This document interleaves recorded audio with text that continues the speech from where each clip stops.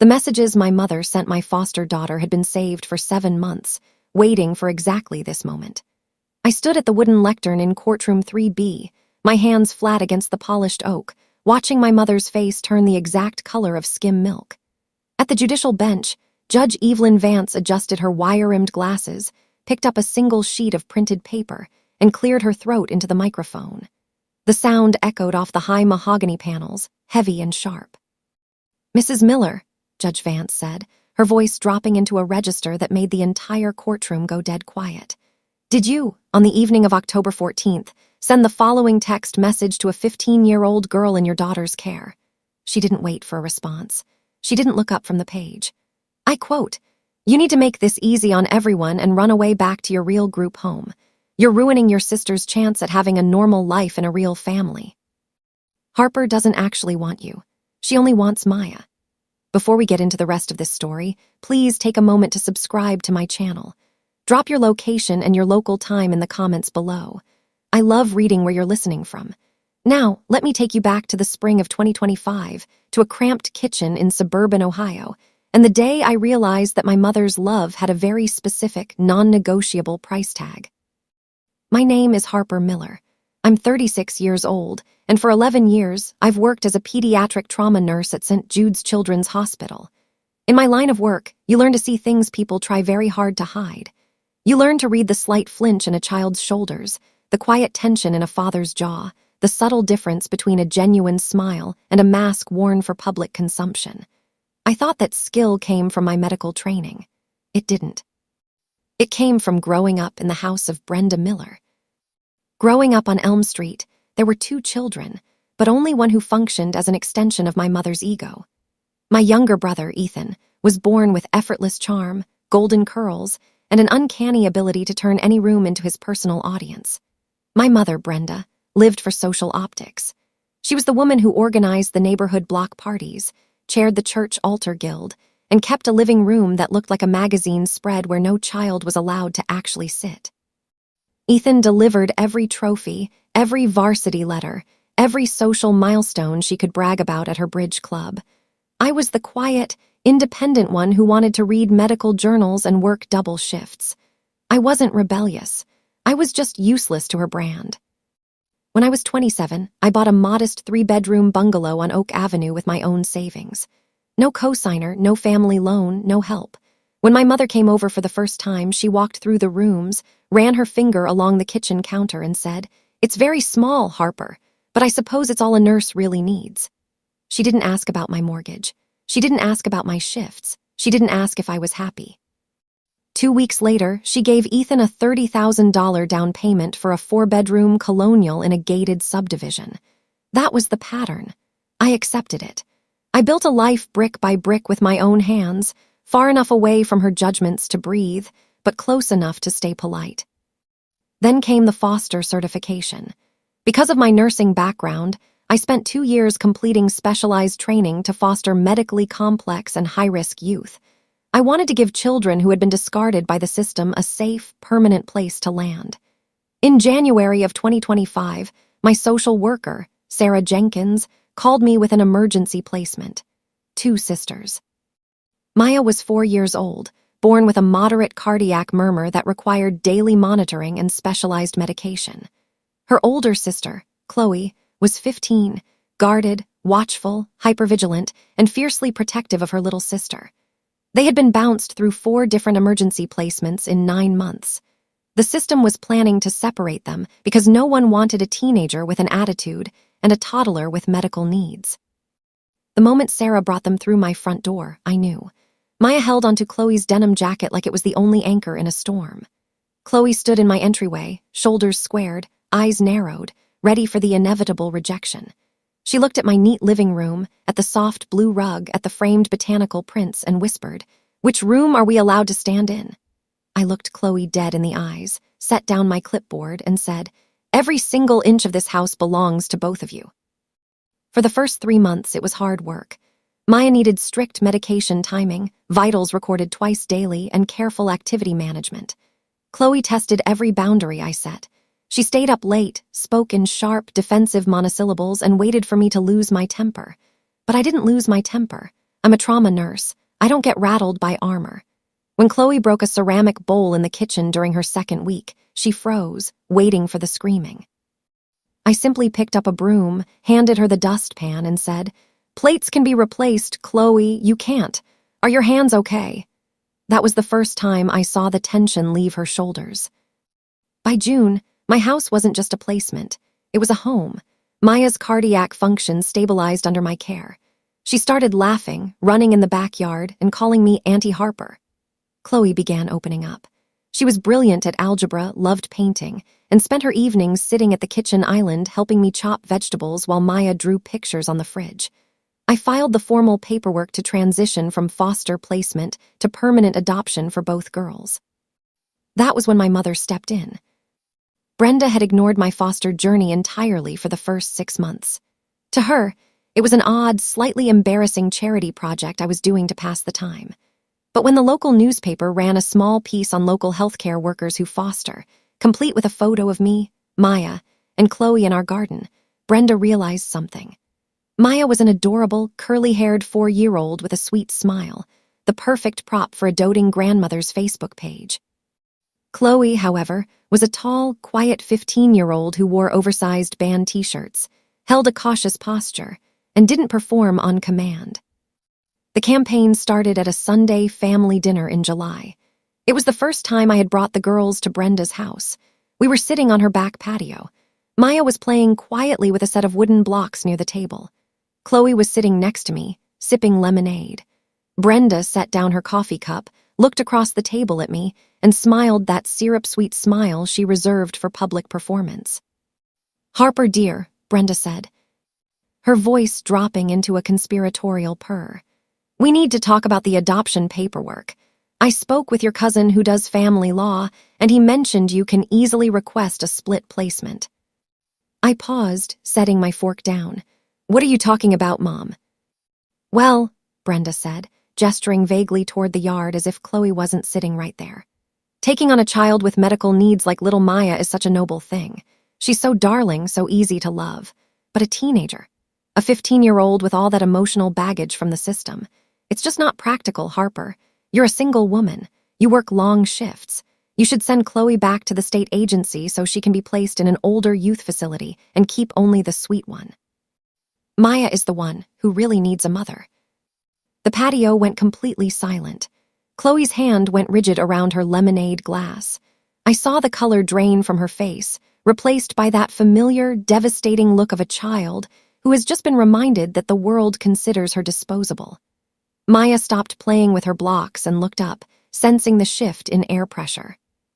I leaned across the table. My voice didn't shake, but it was so cold it felt like ice scraping against stone.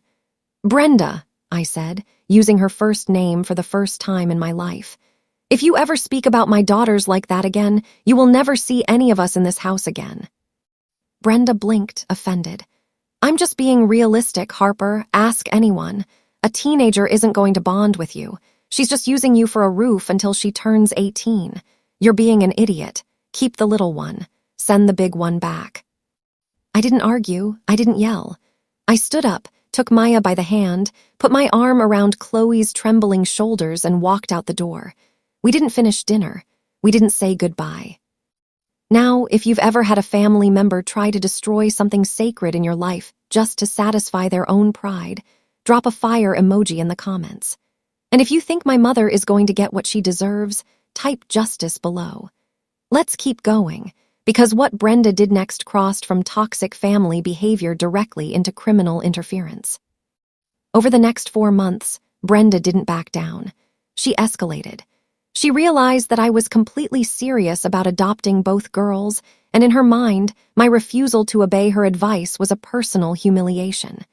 She began a covert campaign to sabotage Chloe's placement. First, anonymous reports began appearing at the Department of Children and Family Services. Someone called the state hotline claiming that Chloe was being neglected, that she was acting out aggressively, and that my home was an unsafe environment for little Maya. Each time an inspector showed up at my door, I opened it calmly, provided my nursing logs, showed my pristine home, and let them speak with both girls privately. Every single report was dismissed as unsubstantiated. but I knew who was making them. Then, Brenda tried to go directly through Chloe. What my mother didn't know was that Chloe was far smarter than she gave her credit for. Chloe had spent 9 years navigating the foster care system. She knew how manipulators operated. She knew how people tried to manufacture evidence. So when unknown text messages started arriving on Chloe's prepaid cell phone in August, Chloe didn't delete them. She didn't panic. She brought the phone directly to me at the kitchen table. "Harper," Chloe had said, her voice small, holding out the screen. "Is this your mom?" I looked at the screen. The messages were relentless. August 12th, asterisk, "You know you're holding Maya back, right? Harper can't give her the medical attention she needs because she's stressed out taking care of an older girl." September 3rd, asterisk, "There's a group home in Columbus that has openings for older teens. You'd be much happier with people your own age instead of forcing yourself into a family that doesn't really have room for you." October 14th, asterisk, "You need to make this easy on everyone and run away back to your real group home.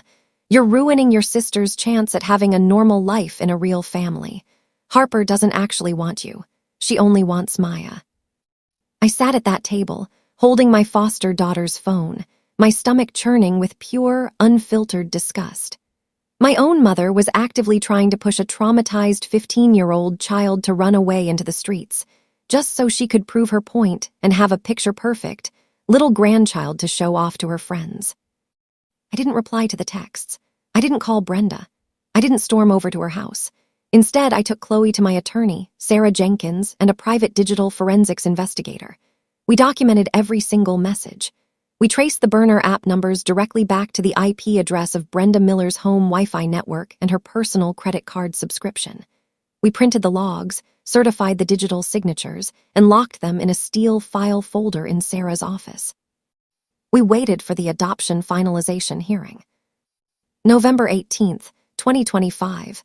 Courtroom 3B, the final adoption hearing.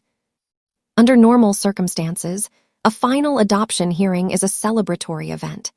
The judge reviews the agency recommendations, signs the decree, and the family takes photos. But Brenda had filed a formal third-party petition through a private attorney, contesting the adoption of Chloe on the grounds of placement instability and emotional risk to the minor child Maya. She had hired a high-priced family lawyer named Marcus Vance to argue that Maya should be adopted by Harper, but Chloe should be placed in state long-term care for the overall welfare of the family unit. Brenda sat at the petitioner's table in a tailored navy suit, wearing pearl earrings, looking like the picture of a concerned, elegant grandmother. Her attorney stood up, cleared his throat, and began his opening remarks. "Your Honor," Marcus Vance said, gesturing grandly, "my client, Mrs. Brenda Miller, is acting purely out of deep grandmotherly concern. She believes her daughter, Harper, is taking on an impossible burden. We have statements suggesting that the teenager, Chloe, has created an unstable home environment that jeopardizes the recovery of 4-year-old Maya. We ask that the court sever the adoption petition, approve the adoption of Maya Miller, and remand Chloe back to state custody." Judge Evelyn Vance, a stern woman in her 60s with 30 years on the family bench, looked over her spectacles at my attorney, Sarah Jenkins. "Ms. Jenkins, how does your client respond?" Sarah stood up. She didn't bring a stack of emotional arguments. She brought a single leather binder. "Your Honor," Sarah said calmly, "we do not need to offer long arguments. We simply ask to enter Respondent's Exhibit C into the record. It is a certified digital forensics report regarding the origin of 7 months of anonymous communications sent to the minor child, Chloe." Brenda's attorney frowned. "Your Honor, this is irregular." "Overruled," Judge Vance said flatly. "Hand it up." The bailiff took the binder from Sarah and handed it to the judge. The courtroom fell into complete silence. For 3 full minutes, the only sound was the slow, deliberate turning of paper as Judge Vance read the report. I watched my mother's face. At first, Brenda held her head high, confident in her expensive lawyer and her respectable appearance. But as the silence stretched, as Judge Vance's eyebrows pulled lower and lower, Brenda's hands began to fidget with her pearl necklace. Finally, Judge Vance set the binder down. She looked at Brenda. The look was so cold it could have frozen water. "Mrs. Miller," Judge Vance said, her voice carrying through the silent room. "Did you, on the evening of October 14th, send the following text message to a 15-year-old girl in your daughter's care?" Judge Vance read the text out loud, every single word. "You need to make this easy on everyone and run away back to your real group home. You're ruining your sister's chance at having a normal life in a real family. Harper doesn't actually want you. She only wants Maya." A sharp intake of breath filled the gallery. Several social workers in the second row gasped. Marcus Vance, Brenda's own attorney, slowly turned his head to look at his client, his mouth slightly open in utter disbelief. He hadn't been told about the texts. Brenda had lied to her own lawyer. Your Honor," Brenda stammered, her face turning chalk-white, her voice dropping its polished tone. "I was only trying to protect my daughter from a bad situation. That girl isn't our blood. She doesn't belong." "Silence!" Judge Vance slammed her hand down on the bench. The bang echoed like a gunshot.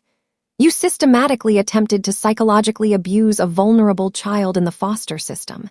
You used fraudulent burner applications to tell a 15-year-old girl to run away on the streets, simply because she did not fit your personal aesthetic of what a family should look like." Judge Vance stood up, her robes rustling with fury. "In 32 years on the family court bench, I have rarely witnessed such appalling, malicious vanity disguised as familial concern. Not only is your petition dismissed with prejudice, but I am issuing an immediate, permanent restraining order against you, Brenda Miller. You are prohibited from coming within 1,000 feet of Harper Miller, Chloe Miller, or Maya Miller." Judge Vance turned to the court clerk. "Send a full copy of this transcript and the digital forensics file directly to the county district attorney's office for review of misdemeanor harassment of a minor and filing false child abuse reports." Brenda sank back into her chair, her jaw slack, her hands shaking uncontrollably. Her attorney quietly gathered his papers, closed his briefcase, and stepped 2 feet away from her, making it crystal clear he was done.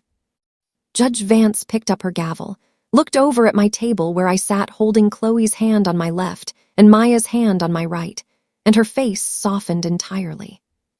"Harper Miller," Judge Vance said softly, "you have provided these children with safety, dignity, and fiercest protection when those who should have supported you tried to tear them down. It is the absolute honor of this court to grant this petition." She brought the gavel down with a firm, resounding thud. "The adoptions of Chloe Miller and Maya Miller are hereby finalized. You are officially, legally, their mother." Chloe burst into tears, not of fear, but of profound, overwhelming relief. She threw her arms around my neck, sobbing into my shoulder. 4-year-old Maya squeezed my thumb and whispered, "Are we staying forever now, Mommy?" I kissed the top of Maya's head, held Chloe tight against my chest, and said, "Forever and ever, sweetie. No one is ever separating us." We walked out of that courtroom through the double doors into the bright November sunshine. Brenda was standing near the elevators, surrounded by her brother Ethan and her attorney, who was actively resigning from representing her. When Brenda saw us walk past, she took a desperate step forward. "Harper," Brenda cried out, her voice cracking, real tears finally spilling down her face. "Harper, please, I'm your mother. You can't do this to me. What will people say when they find out I'm barred from seeing my own grandchildren?" I stopped. I didn't turn around with anger. I didn't yell. I simply looked back over my shoulder, my arms wrapped around my 2 daughters, and spoke in the calm, steady voice of a woman who has built her own life brick by brick. "You aren't their grandmother, Brenda," I said clearly. "And as of today, I don't have a mother either. Don't ever contact my family again." We stepped into the elevator. The doors slid smoothly shut, and Brenda's voice was cut off forever. 6 months have passed since that day in Courtroom 3B. It is May of 2026. My house on Oak Avenue is filled with the kind of noise that makes a home feel alive. Maya's cardiac checkup last week showed her heart function is at 98%, the best it has ever been in her life. She spends her afternoons chasing our new rescue golden retriever, Barnaby, around the backyard. Chloe turned 16 last month. We celebrated with a homemade chocolate cake, 4 of her best friends from high school, and a painting easel she'd been eyeing for 6 months. She's currently taking advanced placement calculus and wants to study pediatric psychology when she goes to college. My mother tried to reach out through Ethan 3 times in the first few months. Each time, Ethan called to tell me that Brenda was devastated, that her bridge club had found out about the restraining order, and that her social standing in town had completely collapsed. I told Ethan the same thing every time. Boundaries aren't open for negotiation. If you choose to act as her messenger, I will block your number too. He hasn't mentioned her since. The district attorney's office eventually charged Brenda with 2 counts of filing false reports and misdemeanor harassment. She accepted a deferred prosecution agreement that required 200 hours of community service at a local food bank and mandatory psychological counseling. The woman who couldn't stand being seen near unfortunate children now spends her Saturday mornings packing food boxes for families in need under court supervision. I sit on my front porch this evening, drinking a cup of chamomile tea while the sun sets over the oak trees. Chloe is sitting on the porch swing beside me, sketching the flower beds in her sketchbook. Maya is on the grass below, trying to teach Barnaby how to shake hands. Chloe stops her pencil, looks over at me, and smiles, that warm, genuine smile that took months to build. "Mom," Chloe asks softly. "Yeah, sweetie." "Thanks for holding the door open." I reach over, squeeze her hand, and look out at my family. I'm the one who decides when the door opens, how wide it goes, and who gets to walk through it, I say, and nobody is ever closing it on you again. 4 plates at the dinner table tonight. A real family, built on choice, truth, and love that doesn't cost a single thing.